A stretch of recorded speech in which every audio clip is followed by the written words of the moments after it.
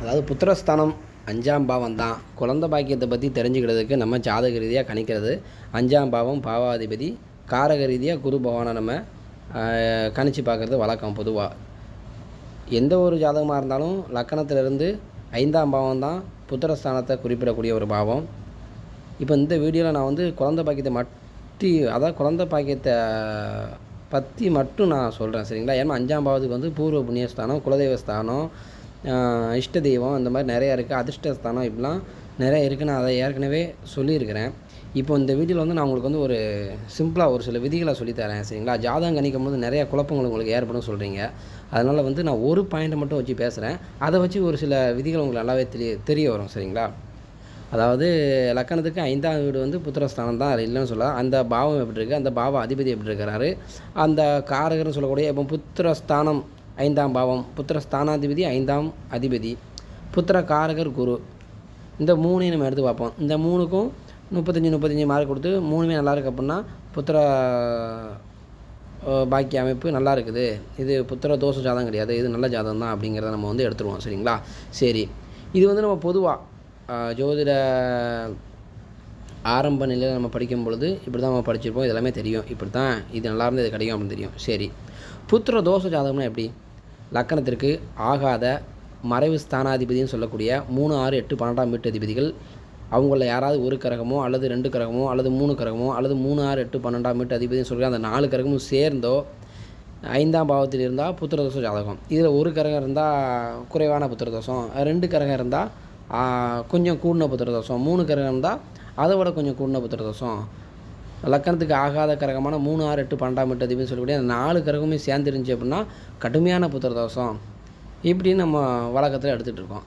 அதுக்கப்புறம் என்ன, 5ஆம் வீட்டில் பாவக்கிரகங்கள் இருந்தால் அது ஒரு வகையான புத்திரதோஷ ஜாதகம். பொதுவாக 5ஆம் வீட்டில் வந்து பாவக்கிரகங்கள் இருக்கிறது அவ்வளோ நல்லது கிடையாது, சுபகிரகங்கள் இருப்பது நல்லது. சுபகிரகங்கள் இருந்தால் புத்திரதோஷம் கிடையாது, பாவக்கிரகம் இருந்தால் புத்திரதோஷம். இப்படி எல்லாமே நம்ம படித்து வந்திருக்கோம். இது எல்லாமே பேசிக்கான விதிகள் தான், சரிங்களா? இத்தனைக்கும் அப்பாற்பட்டு ஒரு சில விதிகள் இருக்குது. அதை நான் அடிக்கடி சொல்லுவேன். நடக்கக்கூடிய பலன்களை வந்து தசை தான் காமிக்கும் அப்படிங்கிறத. இப்போது ஒரு ஜாதகத்தில் நான் இப்போ உங்களுக்கு ஸ்க்ரீன்லேயே அந்த ஜாதகம் காட்டியிருக்கிறேன். இருந்தாலும் முதல்ல வந்து ஆரம்பத்தில் ஒரு எல்லா அமைப்புகளும் சொல்லி முடிச்சுக்கிட்டு இந்த ஸ்க்ரீனில் நான் உங்களுக்கு போட்டிருக்கேன் பார்த்தீங்களா, இந்த ஜாதகத்தை பற்றி உங்களுக்கு சொல்கிறேன், சரிங்களா? இப்போது 5ஆம் பாவத்தில் வந்து பாவக்கிரகம் தான் புத்திரதோஷம். சரி, அதே மாதிரி 5ஆம் பாவத்தை நீசக்கிரகம் பார்த்தாலும் புத்திரதோஷம், நீசக்கிரகம் இருந்தாலும் புத்திரதோஷ ஜாதகம் தான், சரிங்களா? இதில் இந்த புத்திரதோஷ ஜாதக அமைப்புக்கு வந்து ஒரு சில குறைபாடுகள் இருக்குன்னு வைங்களேன். அதாவது குறைவான புத்திரதோஷம் இருக்குன்னா அதுக்கு என்ன மாதிரியான பரிகாரம் பண்ணலாம், என்ன பரிகாரம் பண்ணால் கொஞ்சம் சீக்கிரத்தில் குழந்தை பாக்கியம் கிடைக்கும், குறைபாடு இல்லாத குழந்தை கிடைக்க என்ன செய்ய, அதாவது குறைவான புத்திரதோஷ ஜாதக அமைப்பு நம்ம அதுக்கு தகுந்தாற் போல் பார்த்து பரிகாரத்தை பண்ணி அப்படி பண்ணி குழந்தை பாக்கியத்தை இப்போ எடுத்துக்கிட்டாங்களா. சில பேர் வந்து அடாப்ட் பண்ணி எடுத்துக்கிறாங்க, சில பேர் இன்னும் இப்போ சொல்லப்போனால் இப்போ டெஸ்ட் பேபி நிறையா வந்துடுது, அதனால் அப்படி போயிருக்கிறாங்க. என்ன தான் இருந்தாலும் 5ஆம் பாவம் பாதிக்கப்படாமல் இருந்துச்சு அப்படின்னாலே இயற்கையாகவே நல்ல முறையில் நல்ல பிள்ளை செல்வங்கள் கிடைக்கும். சரி, இந்த விதியெல்லாம் ஒரு பக்கம் இருக்கட்டுங்க. ஒரு சாதத்தை பார்த்தோன்னா 5ஆம் வீடு வந்து கொஞ்சம் பாதிக்கப்பட்டிருக்குன்னு நம்ம தெரியுது, சரிங்களா? உடனே இது புத்திரதோஷ ஜாதகம் அப்படின்னு ஒரு முடிவுக்கு வந்துடக்கூடாது. இப்போ உங்களுக்கு அதைத்தான் சொல்ல வரேன். ஸ்க்ரீனில் வந்து ஒரு ஜாதகம் போட்டிருக்கேன், அது உங்களுக்கு தெரியும்னு நினைக்கிறேன். இந்த ஜாதகம் வந்து பாருங்கள், லக்கணம் வந்து ரிஷப லக்கணம். ரிஷப லக்கணத்துக்கு 5ஆம் வீட்டில் வந்து கேது இருக்கிறாரு. 5ஆம் வீட்டு அதிபதி அமாவாசை இருள் சந்திரன் சொல்லக்கூடிய அந்த லக்கணத்துக்கு, முக்கியமாக ரிஷப லக்கணத்துக்கு 3ஆம் வீட்டு அதிபதினு சொல்லக்கூடிய மாரகாதிபதி, அதாவது ஸ்திர லக்கணத்துக்கு 3ஆம் அதிபதி மாரகாதிபதி அப்படின்ற அமைப்பில் இன்னும் சொல்லப்போனால் முழுக்க அமாவாசை சந்திரனை கூடி கிட்டத்தட்ட கொஞ்சம் பங்குபட்டுருக்கிறாரு. ஆனால் சுக்கரனோட பரிவர்த்தனை அடைந்து ஒரு வகையில் பலமாகவும் இருக்கிறாரு. 5ஆம் வீட்டு அதிபதிக்கு ஒரு வகையில் பலம் இருக்குது. ஆனால் 5ஆம் வீட்டையும் 5ஆம் வீட்டு அதிபதியும் நீசம் பச்ச குரு பார்க்காரு. இந்த ஜாதகத்தை பொறுத்த வரைக்கும் நீங்கள் ஸ்க்ரீனில் பார்க்குற இந்த லக்கண ஜாதகத்தை பொறுத்த வரைக்கும் ரிஷப லக்கணத்துக்கு குரு பார்வை அந்தளவுக்கு நல்லது கிடையாது. அதுலேயும் நீச்சம் பச்ச பார்வை 5ஆம் பார்வையாக லக்கணத்தை பார்க்காரு. லக்கணத்தில் இருக்கக்கூடிய 3 கிரகங்களையும் பார்க்குறாரு. அதுக்கடுத்து லக்கணத்திற்கு 5ஆம் வீட்டை 9ஆம் பார்வையாக பார்க்குறாரு. இது நல்ல அமைப்பு கிடையாது. ஒரு வகையில் புத்திரதோஷ ஜாதகம் தான் அப்படிங்கிறத நம்ம ஸ்ட்ராங்காக அடித்து சொல்லிடலாம். ஆனால் அப்படி ஒரு சார்பாக, அதாவது இந்த ஒரு ஜாதகத்தை மட்டும் பார்த்துட்டு டக்குன்னு ஒரு முடிவுக்கு வந்துடக்கூடாது. இதை மட்டும் பார்த்துட்டு இது மேலோட்டமாக பார்க்க போனால் புத்திரதோஷ ஜாதகம் மாதிரி தான் தெரியும். நான் அடிக்கடி சொல்கிறது போல தான் நடக்கிற தசாபுத்திக்கு வரும்பொழுது அப்படியே டோட்டலாக பலன்கள் மாறும். நான் அதாவது நம்ம இப்போ பேசிக்காக அப்போ இந்த விதிகள் வந்து செல்லாதா அப்படிங்க கேட்கலாம். தசாபுத்தி பலன்கள் மாற்றும் சொல்கிறீங்களா? அப்போ இந்த விதி வந்து இதைத்தான் நம்ம படித்து வந்திருக்கோம். அப்போ நம்ம எதுக்காண்டி அந்த புத்தகத்தெல்லாம் படித்தோம்? அந்த புத்தகத்தில் உள்ள விதிகளை வந்து இதில் பயன்படாது, அந்த விதியே இல்லை அப்படின்ற பட்சத்தில் அப்போ என்ன ஜோதிடம் தப்பாக தானே இருக்குது அப்படின்னு நீங்கள் நினைக்கலாம். அதுதான் இல்லை. இப்போது முக்கியமான ஒரு விஷயத்தை பாருங்கள். இந்த ஜாதகருக்கு ரிஷப ராசி நட்சத்திரம் வந்து கார்த்திகை நட்சத்திரத்தில் இந்த ஜாதகர் பிறந்தவர், சரிங்களா? அப்போ இந்த ஜாதகருக்கு வந்து சூரிய தசை ஆரம்பத்தில், அதன் பிறகு சந்திர தசை, கிட்டத்தட்ட ஒரு 14 வயசில் சந்திர தசையை முடித்து அதுக்கப்புறம் செவ்வாய் தசை, 21 வயசில் செவ்வாய் தசை முடிஞ்சு ராகு தசையை 21 வயசுக்கு மேலே கையில் எடுத்துட்டார். ஏன்னா நம்ம குழந்தை பாக்கியம் அப்படின்றத கணிச்சு பார்க்கும்பொழுது கிட்டத்தட்ட 21 வயசுக்கு பிறகு அப்படிங்கிறத நம்ம அனுபவத்துக்கு கொண்டு வரணும். அப்போ 21 to 50 வயசுக்குள்ளே நம்ம குழந்தை பாக்கியத்தை கணிக்கலாம். கிட்டத்தட்ட 21 to 20 வருஷத்துக்கு போடுவாங்க. 40-41 வயசுக்குள்ளே குழந்தை பாக்கியம் இருக்கா, குழந்தை பாக்கியம் உண்டா அப்படின்ற மாதிரி நம்மக்கிட்ட ஜாதக ரீதியாக பலன் வந்துடும். அப்போ இந்த ஜாதகருக்கு செவ்வாய் தசை கரெக்டாக 21 வயசில் முடிஞ்சு போச்சு. அதுக்கு அடுத்து ஆரம்பித்த தசை ராகு தசை. இந்த ஜாதகருக்கு செவ்வாய் தசை நம்ம விட்டுருவோம். செவ்வாய் தசையில் என்ன நடந்தது வச்சுது அதெல்லாம் நமக்கு தேவையில்லை. இப்போ குழந்தை பாக்கியத்தை பற்றி மட்டும்தான் பேசுகிறதா நான் சொல்லியிருந்தோமா, அதனால் 21 வயசுக்கு பிறகு வந்த இந்த ராகு திசையை நம்ம கணிக்கலாம், சரிங்களா? ஜாதகம் நம்ம மேலோட்டமாக பார்க்கும்பொழுது எல்லா அமைப்புகளையும் நம்ம பார்க்கணும் வைக்கணும் அப்படிங்கிறத நான் ஏற்கனவே சொல்லியிருக்கிறேன். எல்லா கிரகங்களும் எப்படி இருக்குது அப்படின்னு. இந்த ஜாதகத்தில் புத்திரஸ்தானத்தை பற்றி மட்டும் நம்ம பார்க்குறதுனால மறுபடியும் 5ஆம் பாவத்தை பற்றி மட்டுமே பேசிக்கிடுவோம், சரிங்களா? இந்த ஜாதகருக்கு 21 வயசுக்கு பிறகு ராகு திசை ஆரம்பிச்சிருச்சு. இந்த ராகு திசையை வந்து பொதுவாக பாவக்கிரகங்கள் வந்து 3, 6, 10, 11 இருக்கிறது வந்து மிக நல்ல பலன்களை கொடுக்கும் அப்படிங்கிறது ஒரு பொதுவான விதி. அப்போ 3, 6, 10, 11 ராகு இருக்கிற பொழுது அந்த ராகுவுக்கு லக்கண சுபர்களுடைய பார்வை இருந்துச்சு அப்படின்னா அது மேலும் மேலும் சிறப்பான ராஜயோக பலன்களை அள்ளி கொடுக்கும். அது ஒரு விதி. சரி, இந்த ராகுவுக்கு எந்த கிரகத்தினுடைய தொடர்பாக இருக்கா அப்படிங்கிறத நீங்களே பாருங்கள். ராகு கூட எந்த கிரகமும் சேரலை. ராகு தனிச்சு தான் இருக்கிறாரு. ராகுவுக்கு வீடு கொடுத்த கிரகம் நீசத்தில் இருக்கிறாரு. நீசன் என்ற ராசிநாதன் ஆட்சி உச்சம் பெற்றிருக்கா அப்படின்னு பார்க்க போனால் இல்லை. நீசன் என்ற ராசிநாதன் ஆட்சி பெறலை, உச்சமும் இல்லை.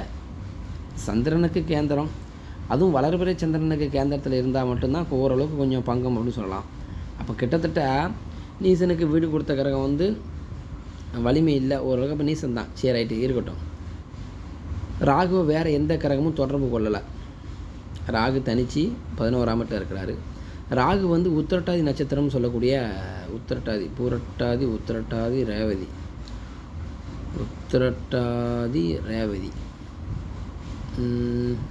எந்த காலில் இருந்தப்போ அது உத்திரட்டாதி ரேவதி. பூரட்டாதி அப்படின்ற காலில் இல்லை, சரிங்களா? உத்திரட்டாதியோ ரேவதியோ இந்த 2 நட்சத்திரத்தில் ஒரு நட்சத்திரத்தில் தான் இருந்தார், சரியா ஞாபகம் இல்லை. அது ஒரு பக்கம் இருக்கட்டும். நம்ம நட்சத்திர கால்களுக்கு 2ஆம் பட்சமாக போய்க்கிடலாம். அப்போ ராகு வந்து 11ஆம் பாவத்தில் இருக்குது அப்படின்ற அமைப்பில் நம்ம பார்க்கும் பொழுது கிட்டத்தட்ட அது மிகப்பெரிய கெடுதலை தரக்கூடிய அமைப்பில் அவர் இல்லை. சப்போஸ் இந்த ராகு 11ஆம் இடத்துல இருந்து குருவோட பார்வையிலேயோ அல்லது சூரியனுடைய பார்வையிலேயோ செவ்வாயினுடைய பார்வையிலையோ இந்த மாதிரி அமைப்பில் இருந்துச்சு அப்படின்னா ராகு வந்து கொஞ்சம் யோகத்தை குறைச்சி செய்வார். என்ன பெரிய தோஷங்கள்னு சொல்ல முடியாது, கொஞ்சம் சுமாராக இருந்திருக்கும். செவ்வாய் பார்வை இருந்தாலும் சரி, குருவோட சேர்க்கை இருந்தாலும் சரி, மிகப்பெரிய கெடுபலன்கள் அங்கே இருந்துக்காது. என்ன காரணத்துக்காண்டி இருந்துக்காதுன்னு கேட்டிங்க அப்படின்னா, என்னதான் இருந்தாலும் 11ஆம் வீட்டு ராகு வந்து மிகப்பெரிய கெடுபலன்களை தரமாட்டார். அதை தான் சொல்ல வரேன். 3, 6, 10, 11 பாவக்கரங்கள் இருப்பது நல்லது, உத்தமம் அப்படின்னு சொல்லியிருக்காங்களா. இந்த மாதிரி இந்த சின்ன சின்ன விதியெல்லாம் நம்ம ஜாதகம் கணிக்கும்போது நமக்கு தெரிஞ்சிருக்கணும். அப்படின்னா தான் ஜாதக பலன் பார்க்கும்போது கொஞ்சம் ஈஸியாக இருக்கும். அப்போ இந்த ஜாதகருக்கு ராகுதசை 21 வயசுக்கு மேலே வந்துருச்சு. 18 வருஷம் ராகுதசை. அப்போ 21, 8, 29, 39, 40 வயசு வரைக்கும் ராகுதசை தான். ராகுதசையில் இவருக்கு குழந்தை பாக்கியம் கிடைச்சிருக்குமா கிடைச்சிருக்காதா அப்படிங்கிறத நம்ம தெரிஞ்சுக்கிடணும்ல, சரிங்களா? அப்போது ராகு திசையில் இந்த சாதகருக்கு குழந்தை பாக்கியம் கிடைச்சிருக்குமா கிடைச்சிருக்காதா அப்படின்னு தெரிஞ்சுக்கிறதுக்கு இது ஆண் ஜாதகமாக பெண் ஜாதகமாக அப்படின்றத நம்ம முதல்ல தெரிஞ்சுக்கிடணும். ஆண் ஜாதகமாக இருந்தால் இந்த ஜாதகக்காரருக்கு 11ஆம் வீட்டில் ராகு இருக்கிறாரு. இந்த ராகு திசையில் குழந்தை பாக்கியம் இவருக்கு கிடைக்குமா கிடைக்காதா அப்படிங்கிறத தெரிஞ்சுக்கிறதுக்கு இவர் ஆண் ஜாதகமாக இருந்தால் 3ஆம் வீட்டையும் 7ஆம் வீட்டையும் 11ஆம் வீட்டு அதிபதியும் இந்த 3 ஸ்தானங்களையும் நம்ம சீர்தூக்கி பார்க்கணும். 5ஆம் பாவம் நெகட்டிவாக கிடக்கு, அது ஒரு பக்கம் கிடக்கட்டும். அதுக்குண்டான பலனை நான் இந்த வீடியோவில் எண்டிலே சொல்லியிருந்தேன். இந்த ஜாதகருக்கு ராகு திசையில் குழந்தை பாக்கியம் உண்டா இல்லையா? நம்ம 5ஆம் பாவம் பாதிக்கப்பட்டிருக்கு, குரு நீசம் வச்சிருக்கிறாரு. அதனால் இது ஒரு வகையில் புத்திரதோஷ ஜாதகம் தான் அப்படிங்கிறத நம்ம ஒரு முடிவுக்கு எடுத்த உடனே வந்துட்டோம். ஆனால் ராகு திசையில் பலன் தலைகீழாக மாறி இருக்குமா, அல்லது நம்ம ஃபேசிக்காக உள்ள விதி போல் இல்லை குழந்தை பாக்கியம் இல்லாமல் இருந்திருக்குமா அப்படிங்கிறத நம்ம தெரிஞ்சுக்கிடணுங்களா? ஏன்னா தசாபுத்திகள் கட்டாயம் பலனை மாற்றும் அப்படிங்கிறத சொல்லியிருக்கிறேன். கொஞ்சம் பொறுங்க, எல்லா விதியும் மாறிடாது. ஒரு சில மேட்டரை சொல்லி முடிச்சிடுறேன். அப்போது ராகு தசை நல்ல பலனை தரும் அப்படின்னு சொல்லிட்டேன், ரைட்டு. அப்போ ஆண் ஜாதகமாக இருந்தால் 3ஆம் வீட்டு அதிபதியும் 7ஆம் வீட்டு அதிபதியும் 11ஆம் வீட்டு அதிபதி எப்படி இருக்கார் அப்படின்னு பார்க்கணும். இதில் 3 ஸ்தானங்களுமே ஸ்தான அதிபதிகளுமே நல்லா இருக்காங்க அப்படின்னா கட்டாயம் குழந்தை பாக்கியம் உண்டுங்க. சரி, பெண் ஜாதகமாக இருந்தால் எப்படி பார்க்குறது? இதே ஜாதகம் பெண் ஜாதகமாக இருந்தால் இதே மாதிரி 3, 7, 11ஆம் பாவத்தை பார்க்கணுமா அல்லது வேறு பாவத்தை பார்க்கணுமா அப்படின்னு கேட்டிங்க அப்படின்னா இதுவே ஒரு பெண் ஜாதகமாக இருந்தால் இதே விதியில் தான் கணிக்கணுமா அப்படிங்க கேட்டிங்க அப்படின்னா 3, 7, 11ஆம் பாவம் ஆண்களுக்கு மிக முக்கியமான பாவங்கள். சரிங்களா? குழந்தை பாக்கியத்துக்கு. பெண்களுக்கு 3, 7, 11 பார்த்துட்டு கூடுதல் கணிப்பாக 4, 8, 12 இந்த பாவங்களையும் நீங்கள் பார்த்துக்கிடணும். பெண்களுடைய ஜாதகம் வரும்பொழுது இந்த 2 பாயிண்ட்டை எடுத்து பார்த்து தான் ஆகணும். சரிங்களா? சரி, அப்போது இந்த ஜாதகத்தில் பாருங்கள், 3ஆம் வீட்டு அதிபதி உச்சத்தில் இருக்கிறாரு. சந்திரன் தானே, அவர் உச்சத்தில் இருந்து லக்கண சுபர் அப்படின்னு சொல்லக்கூடிய புதனை கூடியிருக்கிறாரு. புதன் சுக்கிரனோட பரிவர்த்தனை வச்சிருக்கிறாரு. சுக்கிரனுடைய தொடர்பும் அந்த சந்திரனுக்கு இருக்குது. அப்போ சந்திரன் பாவக்கிரகமாகவே இருந்தாலுமே உச்சத்தில் இருக்கார். இப்போ தான் சொன்னீங்களே ஒரு பார்வை ஒரு பாயிண்ட்டு, குரு பார்வை நல்லது இல்லை அப்படின்னு. நல்லது இல்லை தான், அது ஒரு பக்கம் இருக்கட்டும். நல்லது இல்லாததுக்கு பலன் வேறு ஒரு பலன் இருக்குது. நமக்கு தேவை பலன், அதாவது 3, 7, 11ஆம் பாவாதிபதிகள் வலிமை இருக்கா இல்லையா? உச்சத்தில் இருக்கார். தேய்பிரை சந்திரன் பாவக்கிரகமாக இருந்தாலுமே அவர்கிட்ட வலிமை பொருந்திய கிரகமாக இருக்கிறாரு. பாவக்கிரகமோ சுபக்கிரகமோ வலிமை இருக்கா? நீசக்கிரகனுடைய பார்வை இருக்குது. வலிமை பெற்ற சந்திரனுக்குத்தானே நீசக்குருவோட பார்வை இருக்குது. சரிங்களா? அப்போ வலிமை இருக்குது. அடுத்து 7ஆம் வீட்டு அதிபதி 12ஆம் வீட்டில் ஆட்சி வச்சு கிட்டத்தட்ட அவரும் வலிமையோடு தான் இருக்கிறாரு. 11ஆம் வீட்டு அதிபதி மட்டும் கொஞ்சம் கிட்டத்தட்ட சொல்லப்போனால் அவர் 11ஆம் வீட்டு அதிபதி மட்டும் பலவீனம் வச்சுக்கோங்களேன். ரைட்டு, நமக்கு 3 பாயிண்ட் கிடைக்கிறதுல 2 பாயிண்ட் கிடச்சிருக்குது. ஓகேவா? ரைட்டு. அப்போது இந்த ஜாதகருக்கு ராகு திசையில் கட்டாயம் குழந்தை பாக்கியம் உண்டு. ஆமாங்க, இந்த ஜாதகருக்கு 5 குழந்தைகள். இந்த ஜாதகருக்கு 5 குழந்தைகள். குரு நீசம் வச்சு இருக்கிறதுனால முதல்ல 3 பெண் குழந்தைகள், அதன் பிறகு 2 ஆண் குழந்தைகள். சரிங்களா? சரி, அப்போ 5ஆம் வீட்டு அதிபதி இப்படி இருக்கிறாரு, குரு நீசம் வச்சிருக்கிறாரு, எப்படி ஆண் குழந்தை கிடச்சிது? அப்புறம் 5ஆம் பாவத்தில் கேது இருக்குது. இதெல்லாம் இந்த சாதகருக்கு எந்த விதமான கெடுதலையும் தரலையா? குழந்தை சம்மந்தப்பட்ட விஷயத்தில் இவர் எந்த விதமான துன்பத்தையும் அனுபவிக்கலையா அப்படின்னு கேட்கலாம். நீங்கள் ஒரு மனிதனுக்கு அதான் சொல்கிறேன், 21 வயசுக்கு பிறகு ஆரம்பித்த அந்த ராகு தசை 18 வருஷம், கிட்டத்தட்ட 40 வயது வரைக்குமே ராகு தசை மிக நல்ல பலன்களையே கொடுக்கக்கூடிய கண்டிஷனில் இருந்து கொடுத்துருக்கிறாரு.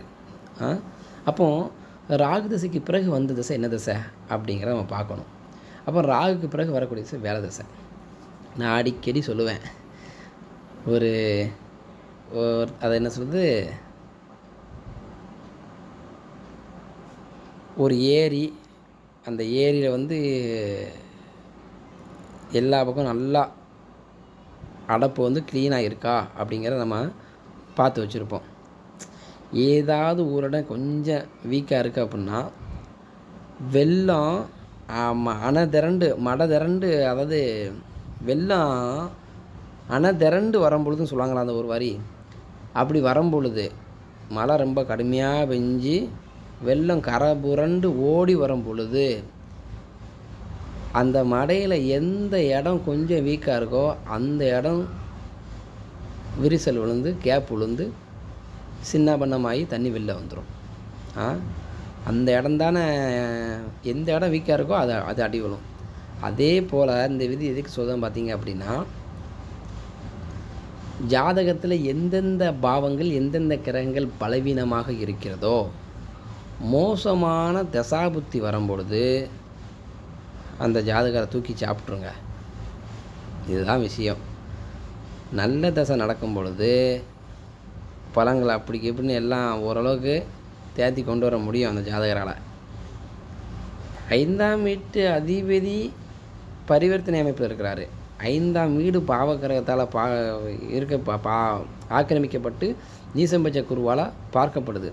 அதனால் அந்த ஜாதகருக்கு 5ஆம் வீட்டு அதிபதியுடைய வலிமை இருந்ததுனால ராகு திசையில் குழந்தை பாக்கியம் இல்லை அப்படின்னு சொல்லக்கூடிய வகையில் இவருக்கு இல்லை. இவருக்கு நல்ல விதமாகவே குழந்தைகள் எல்லாமே கிடச்சிது. ஆனால் இப்போ அந்த விதியை அப்படியே சொல்லியிருந்தேன். நீங்கள் எல்லாருமே எதிர்பார்த்துட்ருக்கீங்களா, அப்புறம் எப்படி 5ஆம் வீட்டில் கேது இருக்கிறாரு, குரு நீசம், அதுக்கு ஏற்றார் போல் எந்த விதமான சங்கடமே குழந்தைகள் சம்மந்தப்பட்ட விஷயத்தில் எந்த விதமான கஷ்டமே இல்லையா அப்படின்னு கேட்டிங்களா, எதிர்பார்க்குறீங்களா, அதுக்கு உண்டான பலனை சொல்லியிருந்தேன். 40 வயதிற்கு பிறகு வந்த இந்த குருதசை 16 வருஷம், ஸோ 56 வயசு. அதன் பிறகு சனி தசை.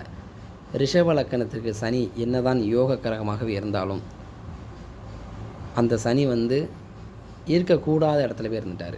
நான் இப்போ தான் சொன்ன மாதிரி பாவக்கிரகங்கள் 3, 6, 10, 11 இருப்பது நல்லது.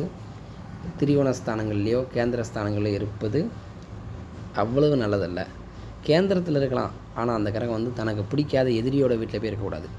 இவருக்கு குருதேசையை கையில் எடுத்ததுலேருந்தே பார்த்தீங்க அப்படின்னா வாழ்க்கையில் அடி மேலே அடி, குழந்தைகளுடைய இழப்பு எல்லாத்தையும் அனுபவித்தார். எந்த குழந்தையுமே இவருக்கு பயன் தர மாதிரி இல்லை. அந்த வகையில் குருதசை அவரை ரொம்ப புரட்டி போட்டுச்சு. அதே மாதிரி குருதசை முடிஞ்சு சனி தசையிலையும் பார்த்தீங்க அப்படின்னா குருதசை கிட்டத்தட்ட 40 வயசுக்கு மேலே ஆரம்பிச்சுது. 56 வயசுக்கு மேலே சனி தசை மிக கொடுமையான பலன்களை எல்லாம் கொடுத்துச்சு.